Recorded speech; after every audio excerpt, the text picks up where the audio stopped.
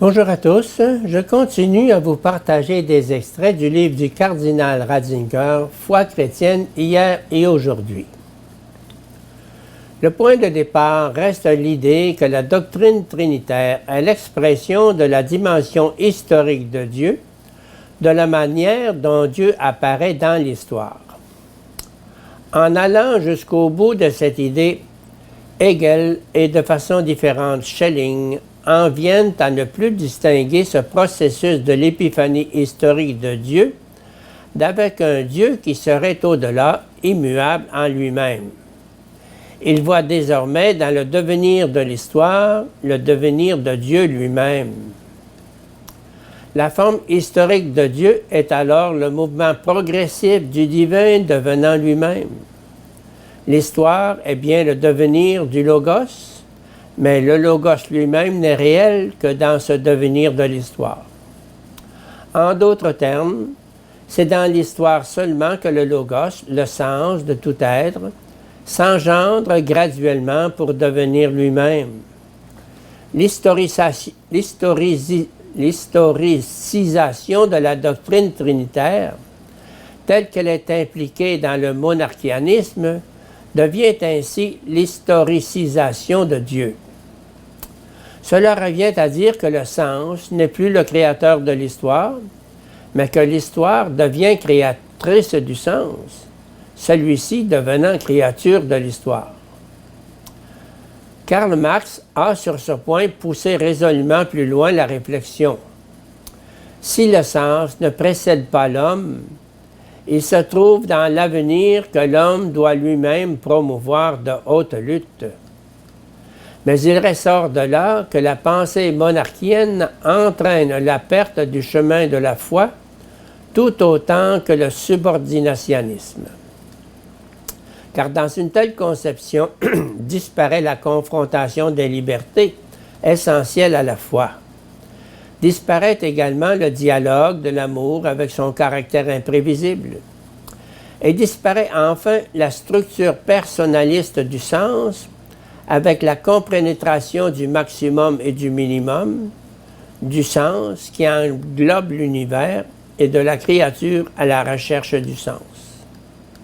Tout cela, le caractère personnel et dialogal, la liberté et l'amour, est fondu ici dans la nécessité du seul processus de la raison. Mais une autre conséquence apparaît encore. Vouloir pénétrer jusqu'en son fond la doctrine trinitaire, vouloir la réduction radicale à la logique qui aboutit à historiciser le Logos lui-même et qui veut, en comprenant Dieu, comprendre aussi sans mystère l'histoire de Dieu, la construire suivant une exacte logique, cette tentative grandiose de prendre totalement en vain la logique du Logos nous ramène à une mythologie de l'histoire, au mythe du Dieu qui s'engendre lui-même dans l'histoire.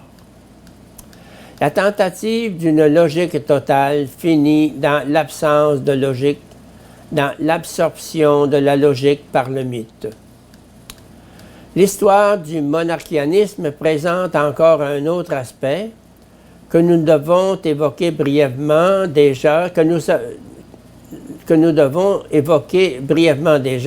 sous sa première forme et à nouveau sous la forme que lui ont donnée Hegel et Marx. Le monarchianisme contient une note nettement politique. Il est théologie politique. Dans l'ancienne Église, il sert à étayer théologiquement la monarchie impériale. Chez Hegel, il devient l'apothéose de l'État prussien.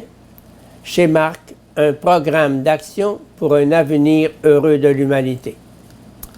À l'inverse, on pourrait montrer comment, dans l'Église ancienne, la victoire de la foi trinitaire sur le monarchianisme a représenté une victoire sur l'emploi politique abusif de la théologie.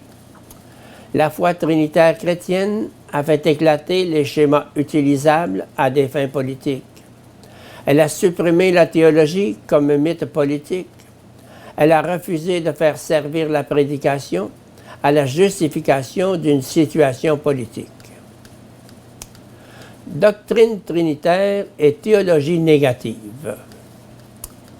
En considérant l'ensemble, on peut constater que la forme ecclésiastique de la doctrine trinitaire se justifie tout d'abord négativement à partir de l'impasse où aboutissent toutes les autres voies. Peut-être même est-ce la seule justification que nous puissions réellement apporter ici. La doctrine trinitaire serait alors essentiellement négative. Il faudrait la comprendre comme la seule manière de rejeter toute prétention à une intelligence exhaustive, comme le symbole du caractère insoluble du mystère de Dieu. Elle deviendrait sujette à caution si elle prétendait simplement à un savoir positif. Si la laborieuse histoire des efforts humains chrétiens pour atteindre Dieu prouve quelque chose, c'est bien d'abord ceci: toute tentative de capter Dieu dans nos concepts conduit à l'absurde. Nous ne pouvons parler convenablement de lui qu'en renonçant à le concevoir, qu'en sauvegardant son caractère inconcevable. La doctrine trinitaire ne doit donc pas apparaître comme la solution du mystère de Dieu. Elle est une affirmation des limites. Elle est un geste qui renvoie au-delà d'elle et évoque l'ineffable. Elle n'est pas une définition qui situe une chose dans les comportements du savoir humain. Elle n'est pas un concept grâce auquel la chose pourrait être captée par l'esprit humain.